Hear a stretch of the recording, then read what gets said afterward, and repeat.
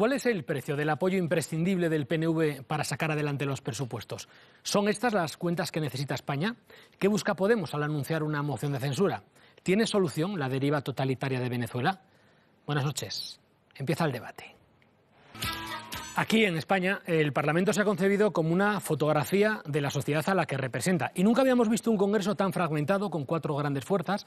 Tampoco habíamos tenido un gobierno en tal situación de minoría, un ejecutivo que mientras araña cada abstención para sacar adelante sus presupuestos, ve cómo la oposición casi en bloque va derogando aquello que aprobó con amplia mayoría meses atrás. Debemos sumar un elemento más a este complejo panorama, las estrategias de los partidos de la oposición para desgastarse entre ellos. Lo último, la moción de censura anunciada por Podemos, una moción que no saldrá adelante, ellos lo saben, pero que tal vez ni siquiera tenga ese objetivo. Vamos a analizar este asunto y muchos más en este espacio de servicio público esta noche con Ana Madrazo, portavoz de Hacienda del Partido Popular en el Congreso, Pedro Saura, portavoz de Economía del Grupo Socialista en el Congreso, Alberto Rodríguez, diputado de Unidos Podemos, Susana Solís, portavoz de la Comisión de Economía de Ciudadanos en Madrid, Esther Esteban, analista política, colaboradora de esta casa, y David Alandetti, director adjunto del País. Buenas noches a los 6. Bien, el País Vasco pagará menos por el cupo y además el Gobierno devolverá 1.400 millones de euros a esa comunidad. Ese es el precio que ha puesto el PNV para apoyar los presupuestos para el próximo año. Sus 5 votos, junto a los de Ciudadanos y Coalición Canaria, son imprescindibles para que queden bloqueadas, o más bien para que no queden bloqueadas las cuentas del Estado. Conocíamos la noticia minutos antes de que el ministro de Hacienda subiera a la tribuna del Congreso a defender su proyecto. Cristóbal Montoro ha destacado que el gasto social que contienen las nuevas cuentas es el más alto de la historia de España, dice, 57.000 millones más que en 2007. Pregunta de respuesta telegráfica para comenzar, Ana. ¿Estos son los presupuestos que necesita España? Susana. Bueno, estos no son los presupuestos de Ciudadanos, pero hemos conseguido, con nuestras exigencias, revertir los recortes que había tenido el Partido Popular. Son unos presupuestos que suben en educación, en sanidad, en políticas sociales, que no suben los impuestos a los ciudadanos y que hemos arrancado 4.000 millones para la clase media trabajadora, que se convierten en medidas muy concretas para la clase media trabajadora, como decía, que son los que han sufrido la crisis durante estos años y para modernizar el país. Por lo tanto, creo que son unos presupuestos que nos dan estabilidad y que mejoran la situación actual de los presupuestos que tenemos ahora. Hay un debate, yo creo que la gente en casa está recibiendo mensajes contradictorios. Ahora nos lo analizan nuestros economistas, Daniel Lacalle, Mónica Mella. Antes sí que me gustaría una pregunta al resto de los partidos políticos que también tienen que mostrar sus opiniones. Dice Montoro, dice el ministro de Hacienda, que son los presupuestos más sociales de la historia. Sí. Unidos Podemos lo considera lo contrario, al Partido Socialista no le convence, a Ciudadanos le convence lo que han podido influir ellos en los presupuestos. ¿Son unos presupuestos sociales o no lo son? ¿Por qué dice Ciudadanos que entonces mejora la educación y la sanidad? Bueno, nosotros hemos puesto 2 líneas rojas para apoyar estos presupuestos. Uno era el fin de los recortes y a partir de ahora se incrementa, como decía Ana, el presupuesto de educación, de sanidad, de políticas sociales y sin subir los impuestos a los ciudadanos, a la clase media. Y a partir de ahí hemos exigido 4.000 millones para medidas para la clase media trabajadora. Y digo algunas medidas muy concretas y luego estarás conmigo de acuerdo si bloquear los presupuestos es bueno o no. Medidas como el complemento salarial para los jóvenes, medidas como la tarifa plana para los autónomos, aumentar la tarifa plana, medidas como 100 millones de euros más para agilizar la justicia, para la innovación, que es nuestra bandera, 500 millones de euros para la transferencia tecnológica, aumentar el permiso de paternidad a 4 semanas para que haya una igualdad efectiva. Es decir, todo esto lo hemos conseguido sentándonos a negociar, porque podíamos haber hecho como otros partidos políticos y criticar, y hemos decidido ser responsables, sentarnos en una mesa de negociación y arrancar 4.000 millones de euros para la clase media trabajadora. Me decía una vez un alto dirigente, hablando de los presupuestos, hablando de las cuentas, decía: si ni los economistas se ponen de acuerdo, ¿cómo quieren que nos pongamos los políticos de acuerdo? Es decir, si ni los economistas, que son los que saben de esto, se ponen de acuerdo, no ya en las valoraciones sobre lo que hay que hacer o no, sino en las cifras, ¿no? Que decía también otro político que, dependiendo de la destreza con las que las tortures, te dirán una cosa o la contraria, ¿no? Es muy difícil que os pongáis de acuerdo los políticos. Bueno, nosotros yo creo que hemos hecho un ejercicio de responsabilidad apoyando estos presupuestos, porque como decía, ponemos medidas claras. Hablaba antes Mónica de los jóvenes. Bueno, pues hay 500 millones de euros para que los jóvenes tengan un complemento salarial, un salario digno y que no se tengan que ir al extranjero, que puedan volver. Hablaba desde I+D+I, hay 500 millones de euros para transferencia tecnológica para que nuestras pymes aumenten la productividad. Y además creo que hemos sido responsables, porque lo que es irresponsable es bloquear unos presupuestos que, como sabéis, si se bloquean los presupuestos, nos quedamos con los presupuestos del 2016, que todo el mundo sabéis que son una chapuza, que casi nos pone una multa a Europa de 6.000 millones de euros, y que entonces tendréis que explicar a vuestros votantes que estas medidas no se van a poner en marcha, que no va a haber un 1% de incremento para los funcionarios. El Parlamento puede plantear otros presupuestos. Que no hay 5.000 millones de euros para las comunidades autónomas para invertir en sanidad, en educación, donde estáis gobernando. Le vais a decir a vuestras comunidades autónomas que no van a tener esos 5.000 millones de euros para gastos de educación y de sanidad. Les vamos a explicar que no van a salir las 250.000 plazas de funcionarios, que 9 de cada 10 interinos no van a poder ser fijos. Que se supone que tenemos que actuar como si el Partido Popular tuviera mayoría absoluta. Los españoles pueden entender perfectamente cómo en este momento hay que ser responsables y que lo que no es responsable es no apoyar esto porque les va a costar. El Parlamento tiene voz.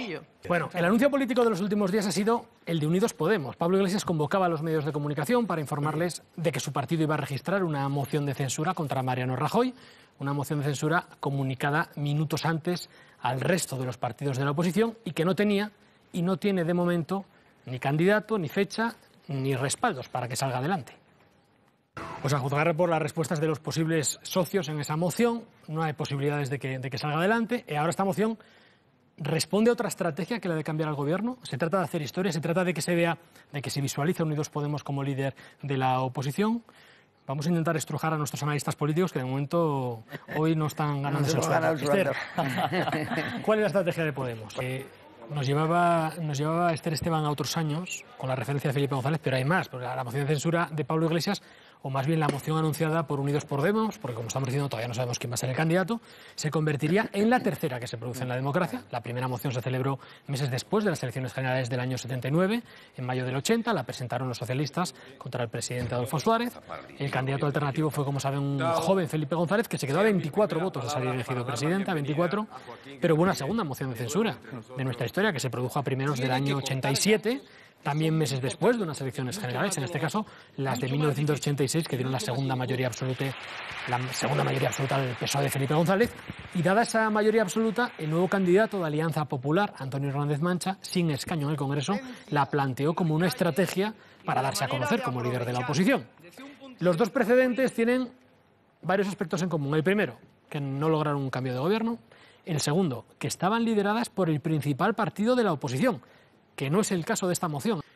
Sí. Tiene que hablar Susana, tiene que hablar Ana sobre esa moción de censura y la postura de su partido. Nosotros ya lo hemos dicho, nos parece un circo. Creo que es una forma de llamar la atención, creo que es una forma de hacer política a la que sabe hacer Podemos, es decir, rodear el Congreso, el tramabús, pero nosotros lo que nos gustaría es que se pusiese a trabajar y que se pusiese, no sé si me puedes decir alguna medida concreta que habéis llevado en el Congreso, alguna ley concreta para acabar con la corrupción, porque como bien decía Pedro, la corrupción ya existía cuando bloquearon el derogar el impuesto al sol, que ustedes se sacaron la foto y después bloquearon. Entonces me gustaría por ejemplo, que en vez de poneros a rodear el Congreso, al autobús, a hacer este circo mediático, que trajeses y supieses a trabajar, porque ahora es el momento de ponernos a trabajar en el Congreso. Tenemos una comisión sobre investigación sobre la financiación irregular del PP, sobre las cajas de ahorro. Vamos a ponernos a trabajar y dejaros de hacer el circo, por favor, poneros a trabajar. Hay más de 20 medidas bloqueadas por el gobierno de la oposición. Reales, una ley, algo que hayáis traído al Congreso. Nada. Si eso no es trabajar, o ahora resulta que solo trabajan ustedes. Medidas reales. Pues fijaos en la puesta en escena de este anuncio de la moción de censura. Pablo Iglesias con chaqueta, pocas veces lo hemos visto así, rodeado de su actual guardia pretoriana, sus 6 personas de máxima confianza en el Congreso. De esas 6 personas, solo 2, el líder de Comú Podem, Domènech, e Irene Montero, han repetido cartel con respecto a la foto solemne de hace 15 meses.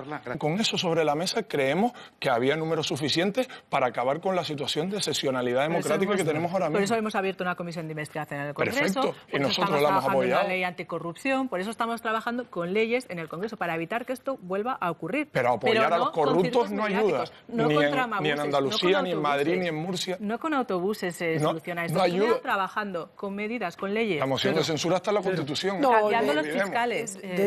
¿Cómo habéis visto las encuestas de Ciudadanos?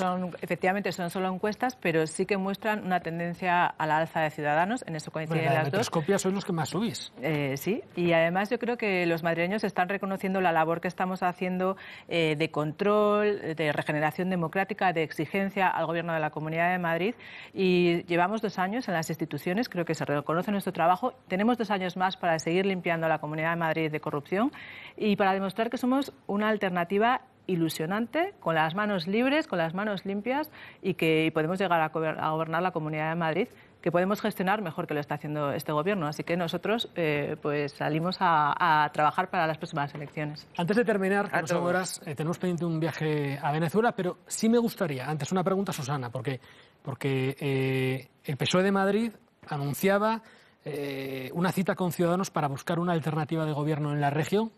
¿Hay en esta legislatura una alternativa de gobierno en la región que no sea Cristina Cifuentes? Bueno, nosotros ya lo hemos dicho, mientras se siga cumpliendo nuestro pacto de investidura, mientras sigamos de modo contundentes con la corrupción, pues no vemos una alternativa a un gobierno con Podemos y con PSOE. Siempre lo hemos rechazado un gobierno con Podemos. Y la Operación Lezo nos hace cambiar la... La Operación Lezo, vamos a traer a Cristina Cifuentes a la Comisión de Investigación de la Comunidad de Madrid para que justifique que ella no tenía nada que ver con el canal de Isabel II, pero desde luego mientras estén depurando las responsabilidades y mientras estemos cumpliendo el pacto de investidura, se eliminen los aforamientos y se aparten a los imputados, pues creo que vamos a seguir apoyando el gobierno que han votado los madrileños, por supuesto. Bueno, en este debate de política no nos quedamos solo en la nacional. Tenemos que analizar la situación hoy en Venezuela, situación de crisis total, después de haber anunciado Nicolás Maduro la convocatoria de una asamblea constituyente que le quitaría el poder a la Asamblea Nacional, en la que el chavismo, casualidades, está en minoría. Escuchaban al presidente del Parlamento venezolano, elegido en las urnas, la Asamblea, respaldado por la OEA, que es la Organización de Estados Americanos, y que considera esta decisión del sucesor de Chávez, como escuchaban, un golpe de Estado. Bueno, dicen que la Constitución no hay que cambiarla, sino que lo que hay que hacer es cumplirla. La oposición democrática está decidida a mantener a toda costa su pulso con el chavismo, y la respuesta del régimen chavista a esas marchas de los últimos días es, según los periodistas en la zona con los que hemos podido comunicar, una mayor represión en las calles. Bueno, lo que ha anunciado Maduro es o no un autogolpe de Estado para mantenerse en el poder. Está justificado. Somos muy claros con la situación de Venezuela, lo hemos hablado muchas veces. No solo es un problema político, es una crisis humanitaria, no se están defendiendo los derechos humanos, no hay libertades en Venezuela, y además hace creo que menos de un mes que hemos pedido en sede parlamentaria, hemos preguntado a la vicepresidenta qué medidas iban a tomar, que España no mirase hacia otro lado, que el gobierno de Rajoy tomase liderazgo político y qué medidas iban a tomar para coordinar acciones que devolviesen los derechos humanos a Venezuela. Yo creo que no podemos mirar a otro lado y tenemos que ser contundentes. 2 preguntas breves. ¿Ciudadanos está trabajando en algo más, en alguna iniciativa más para poner el foco en Venezuela? Bueno, estamos pidiendo al Gobierno que coordine medidas y que tome la iniciativa, porque tenemos que tener liderazgo en América Latina. Seguiremos apoyando a la oposición, seguiremos estando allí, y creo que somos los que más claros hablamos sobre la situación de Venezuela. Nosotros también hemos sido activos apoyando a la oposición. Bueno, hemos llegado al final, que ya no son horas. Vamos a repasar los tiempos porque, a ver, Ana, te han quedado 40 segundos. Anda. No está mal. No está mal. Bueno, los mismos que a Pedro. 40 segundos exactamente.